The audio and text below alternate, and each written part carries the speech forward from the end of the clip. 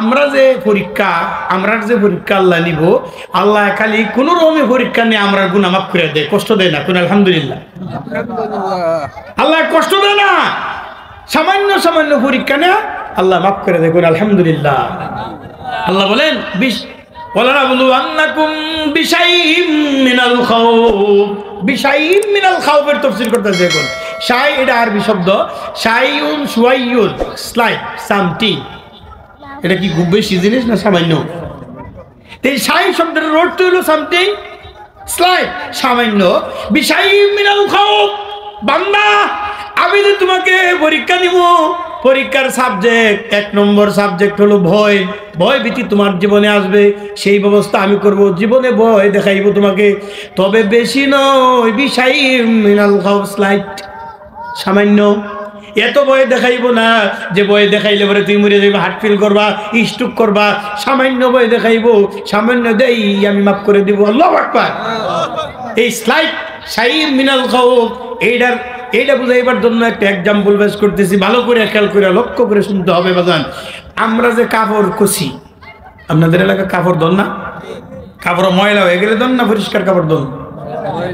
এবং কাপড়ের ভিতরে আবার ভাগ আছে। অনেক কাপড় আছে খুব উন্নত মানের কাপড়, খুব মসৃণ এবং প্রিয়। এইরকম দামি কাপড় সামান্য ময়লা হইলে এটা আমরা সাফ করে নিই, ঠিক না বেঠিক? যেমন রুমাল, আমার এটা না, আরেকটা রুমাল আছে, এটা ভরছি না, এটা আরো উন্নত, খুব সুন্দর, সাদা। ওই রুমালটা বাইর করলে তো দেখাইতাম, আমি তফসিটা বুঝাইতাম। বাইর করেন না, একটা রুমাল আছে, দেন তো, বড় ব্যাগটার ভিতরে একটা রুমাল আছে সুন্দর। এই রুমালটা আমি করি কি, সামান্য ময়লা হইলে আমি নিজে সুন্দর করে ধুই, আর যেটি আছে অত ভালো করে ধুই না। মনে করেন একটা খেতা আছে আপনার, এই খেতা প্রত্যেকদিন ধুইবেন না? আর রুমাল এটা কোনো এসে আরো উন্নত। হ্যাঁ, এই যে বাইর করছেন দেখেন, এই রুমালটা এটা মোহাব্বত করি বেশি। এর কারণ আছে, কারণ বলতে পারবো না আমি। তো এইটা সামান্য ময়লা হইলে আমি এটা ধুই, সাবান দেয়া ময়লা পরিষ্কার করি, এবং যে ছাত্র সাফ করে খুব সতর্ক হইয়া নষ্ট যাতে না হয়। মোহাব্বত বেশি এটার সঙ্গে। কি সঙ্গে? এটা মোহাব্বতের জিনিস। এই জন্য ময়লা হইলে, ময়লা সহ্য হয় না, আমি নিজে দই পরিষ্কার করি এবং কাপড়টা সুন্দর করে পরিষ্কার করি, আবার ইস্ত্রি করি, ঠিক না বেঠিক? এর একটা কথা বোঝার জিনিস, মোহাব্বতের জিনিসটা ময়লা হইলে আমার সহ্য হয় না, এটা পরিষ্কার করি। পরিষ্কার করার জন্য ধুইতে হয়, কিতে হয়। ধোয়ার সিস্টেম কি জানেন? আমরা যে কাপড়ের ময়লা সাফ করি, কাপড়ের কষ্ট দিই। কেমনে কষ্ট? সাবান দে, আগে সাবান লাগাইয়া ভালো হইয়া গাটলার ভিতরে ফালাইয়া, ঠিক না বেটি? এতে কি কাপড়ের কষ্ট হয় না? কথাটা কি বুঝাইতেছে জানেন? আল্লাহ যে আমরা গুনাহের ময়লা সাফ করে এত কষ্ট দেয় না। আমরা কাপড়ের ময়লা সাফ করলে যত কষ্ট দেই, আর আমরা কাপড় যেটা মহব্বত করি, এইটার ময়লা সাফ করি কোনো আল্লাহ যে বান্দারে মহব্বত করে এই গুনার ময়লা বারবার পরীক্ষা দেয়, বিপদ ফেলায়, এর গুনার ময়লা সাফ করে আল্লাহ। এটা মহব্বতের লক্ষণ। আল্লাহু আকবার। তবে আল্লাহ মহব্বত ঠিক রাখে, পরিষ্কারও করে, এত কষ্ট দেয় না।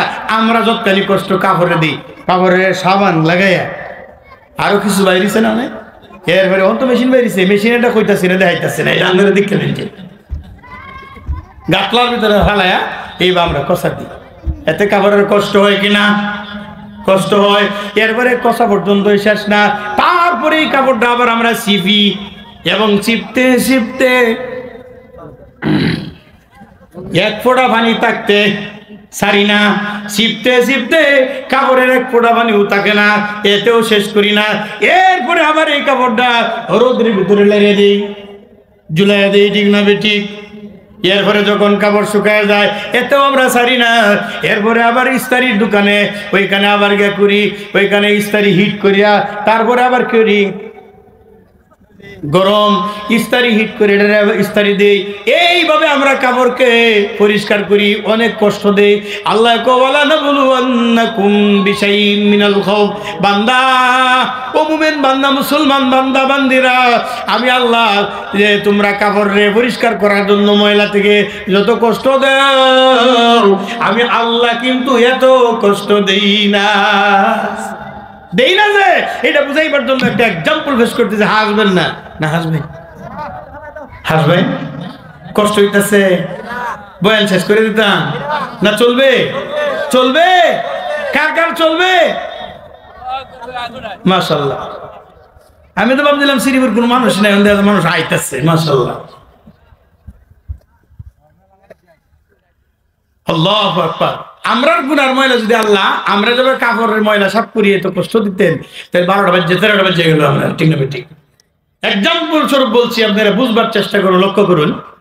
যে ছেলে জিনা করছে, যে মেয়ের সঙ্গে জিনা করছে, এইরকম লোক বাংলাদেশও নাই। না নাই, না বিলকুল নাই। না আছে? অফিসে, আদালতে, রাস্তা ঘাটে, হাটে, মাঠে জিনা বেবিচার যখন চলবে, রাসূল বলেন 15টা মুসিবত দেশের উপর আসবে। 15টা কয়টা? একটা না, দুইটা না, 15টা বিপদ তোমাদের উপর চাপায় দেওয়া হবে। এমন সিস্টেমে আসবে, একটার পরে একটা, একটার পরে একটা। রাসূল একটা এক্সাম্পল পেশ করছেন, তসবির ছাড়া সুতা কেটে দিলে দানা একটার পর একটা পড়তে থাকবে, নামাজখানে বসে থাকবো, একটার পর একটা পড়তে থাকবে।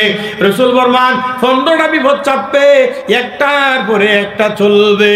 জিনা ব্যভিচার যদি অফিসে, আদালতে, রাস্তাঘাটে, সর্বস্তরে জিনা ব্যভিচার হয়, তাহলে বিপদ চলবে।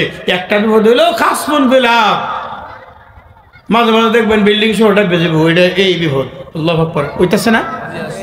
আবার জালজালা তোলা, ভূমিকম্পন দেখা দেবে। হাইতির রাজধানী জানেন না ঘটনা? ভূমিকম্পন, বেশি বেশি ভূমিকম্পন হবে, হইতেছে না? যাক, ওইগুলি আমি যাবো না, 15টা বিপদ আসবে।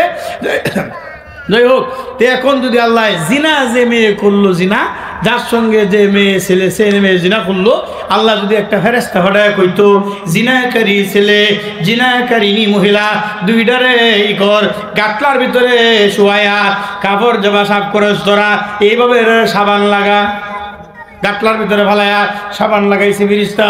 সাবান লাগানোর ঘরে যদি কইতো ফেরেশতারে দুইটারে একসাথে একটা গাটলার ভিতরে খসা দে, তাহলে এই ছেলে মেয়ের গাটলার ভিতরে ফেরেশতা কষতো, এর আড্ডি গুড্ডি সুরমার হয়ে যাইতো, কথা ঠিক না ঠিক?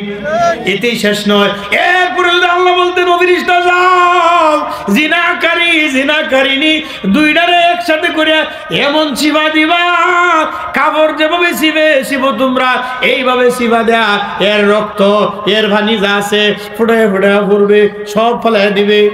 এরপরে যদি আল্লাহ কত, ফেরেশতা যাও, এবার ইস্তারির দোকানে নেয়া, এই দুইটারে শুয়ায় দাও, ইস্তারি হিট করিয়া ভালো করে ইস্তারি দাও। তাইলে এইভাবে গুনার ময়লা সাফ করলে মানুষ বাঁচলো? বেশা বাঁচলো না। এই জন্য এইভাবে সাফ না করিয়া সামান্য কষ্ট দেয়া আল্লাহ মাফ করে দেখুন। আমি এতক্ষণ তাফসীর করলাম কোনটার? বিশাইম মিনাল খাউফ। আমি আল্লাহ পরীক্ষা নিমু 5টা বিষয়ে। পয়লা বিষয় ভয় দেখাইবো, কটকানি ভয়, বিশাইম মিনাল খাউফ, স্লাইড চামটিং, সামান্য কালি একটু টাচ করব, আসল বিপদ তোমারে দিতাম না, তুমি কালি কান্না দিবা, ও আল্লাহ ভুল করছি, আল্লাহ গো আর করব না, ভুল করছি। ভুল করা ভুল নয়, আল্লাহর ওলি বলছেন, ভুল করা ভুল নয়, ভুল স্বীকার না করা ভুল। ভুল করা ভুল নয়, ভুল স্বীকার না করা ভুল। আপনি শুধু এতটুকু বলবেন তো বলে দেব, আল্লাহ ভুল করছি আর করব না, ভুল করছি বলেন, ভুল করেছি আর করব না, ভুল করেছি আর করব না। যদি কেউ ভুল করে, শতবার ভুল করে আর স্বীকার করে ভুল করেছি আর করব না, তাইলে তার অপরাধ না হয়ে যাবে। আলহামদুলিল্লাহ। পারবেন না আপনারা? পারবেন না? কারণ কি বাজে গল্প করা, গল্প গুজারি করান বালা সবাত না কোরআনের তাফসীর করা বালা? কোনটা বলবো? তাফসীরটা ভালো লাগছে। কালকে যে সবাই ছিলাম, আনুমানিক লাখখানি লোক হইবে আর কি। এইরকম প্যান্ডেল কয়টা জৈব খোঁজ দিত না। এটা বালিয়ার পরে এই হালুয়াঘাট দারা মাজিয়াল মাদ্রাসা, বিশাল মাঠ। তা আমার সিরিয়াল জানি বুঝতেছি না, এইদিকে শেষ রাত্রে পরে বেশিরভাগ এই ফজরের রাখতে পড়ছে। আমার আজানের পরে পরে ই হয়েছে, এই আমার বয়ানের পরে ফজরের আজান হয়েছে, আজানের পরে গিয়ে মোনাজাত হয়েছে। কথাটা বুঝছেন? আমি বয়ানটা করলাম, পরে এক মুরব্বী আয়া কইতাছে, শেষে যে বয়ান করছে ভাঙ্গিয়া ভাঙ্গিয়া কইছে, এই কথাটি আমরা বুঝছি, ভালো লাগে যে আমি বাড়াবো। বুড়া মানুষ তো আমার লক্ষ্য করছে, চিনছে না। এই আবা কাবা হইয়া তো বয়ান করছি, পরে এই মাদ্রাসার যে নাজিমা তালিকা এইলাই তো বয়ান করছে। বেড়া আমার খুব ই হচ্ছে, মানে খুশি হয়েছে। আসলে কোরআন শরীফটা সুন্দর করে বুঝাই দিলে আপনারা বুঝছেন না সবাই? কেউ তো 22 প্রকার এলেম লাগে, এক প্রকারও হিসেবে এরকম মানুষ আছে না নাই? বুঝতে কোনো সমস্যা হয়েছে? ডাক্তার হইতে হলে আইএসডি পিএইচডি করতে হয়, আমেরিকা যাইতে হয়। রুগী হইতে এখানে দাও জীবনে গেছে না একবার, মামুনা কোনো চৌরাস্তা আইছে না, এইবার চিকিৎসায় বর্মিটা কেউ হয়ে যায়, ঠিক না? ঠিক কাজেই তাফসীর এটা আল্লাহর কালাম, এই আল্লাহর কালামের তাফসীর গুলো আপনারা শুনবেন। তাফসীরুল কোরআন মাহফিল করবেন, ছেলেরা তাফসীরুল কোরআন মাহফিল করছে, এটা ওয়াজ যদি বলেছে এর তাফসীর করলাম, খারাপ হয়েছে? এই কোরআনের তাফসীর আপনারা শিখবেন। শিখতে রাজি আছেন কাটা কাটা? আল্লাহ তুমি কবুল করো। তাহলে শিখতে রাজি থাকলে মাঝে মাঝে জি এই তাফসীরুল কোরআন মাহফিলের মাধ্যমে আপনারা যোগ্য যোগ্য তাফসীরের মুফাসসির দাওয়াত দেন, কোরআনের পাকের তাফসীর শিখবেন, শুনবেন, আমল করবেন। রাজি আছেন ইনশাআল্লাহ? আল্লাহ কবুল করুক।